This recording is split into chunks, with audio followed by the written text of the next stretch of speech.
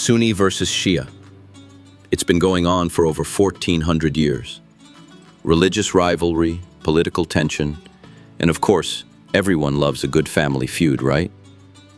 But wait, before we dive into this glorious mess, let's acknowledge the elephant in the room. Because we all claim to be the best Muslims, but we're still fighting over who's the real heir to the Prophet's throne. We've got the Sunnis, who believe leadership should be based on qualifications, and then we've got the Shia, who believe only the Prophet's family should have the crown. Sounds like the perfect way to settle this, in a family reunion, except it's really awkward, and someone's definitely going to start throwing punches over the mashed potatoes. Let's get started. At number 1, the sectarian spats. Let's break this down, shall we? Sunnis want leadership to go to the most qualified person. Fair enough, right? But wait, who's qualified? Definitely not the guy who's been hoarding the falafel recipe for 1,000 years. And the Shia? Well, they're convinced that leadership should stay within the Prophet's family. Oh yeah? Because that's worked out so well for every royal family ever, right? But let's not be too quick to judge, because let's be honest, who doesn't love a good mystery? Especially when it's all about who really gets to control the falafel stand. At number 2, the hypocrisy of smaller sects. And then there's the Ahmadiyya, this whole new group that believes their Messiah is still walking around. And guess what? The Sunnis and Shias aren't too happy about it.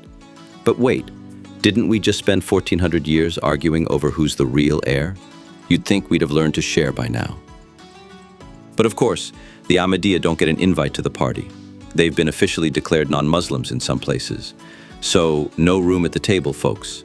We're all in this together, but only if you agree with our interpretation of things. Nothing says unity like a big old slice of hypocrisy. At number 3, unlikely alliances and the war logic. But here's the juicy part. Forget about sectarianism when there's a real threat. In the face of an external enemy, who cares if you're Sunni or Shia? You've got to unite, right? It's like the perfect excuse to temporarily forget all your differences. Hey, let's fight together. Then we'll get back to the bickering later. Classic. Look at the Iran-Iraq war. Both countries had plenty of reasons to hate each other.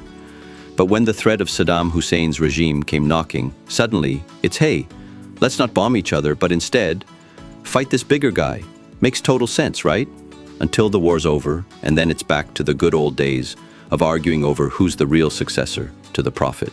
At number 4, the great unified battle against ISIS. Now let's talk about ISIS. Everyone loves an enemy that unites us, right? Sunni, Shia, Ahmadiyya, hell, even the Sufis who love peace and mystical poetry all got together to fight these crazed, violent maniacs. Well, until we got bored, and then it was back to fighting each other. Oh, the things we do for unity. But at least when it comes to real threats, we can all agree to leave the doctrinal differences aside. Unless you're arguing about the proper way to say Allah Akbar, then we might fight over that later. But hey, we're all Muslims, right? At number 5, the big picture with some irony. So what's the moral of this glorious contradiction?